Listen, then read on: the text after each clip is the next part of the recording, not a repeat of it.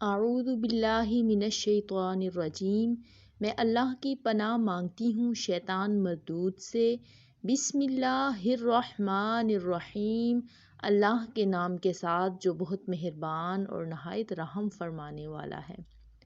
اللہم ارزقنی فیہ رحمت الاتیام و اطعام الطعام و افشاء السلام و صحبت الکرام بطولک یا ملجأ العاملین۔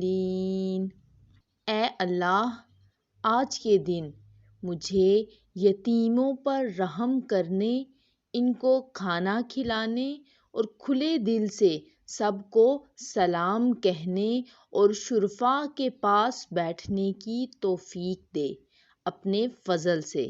اے آرزو مندوں کی پناہ گاہ،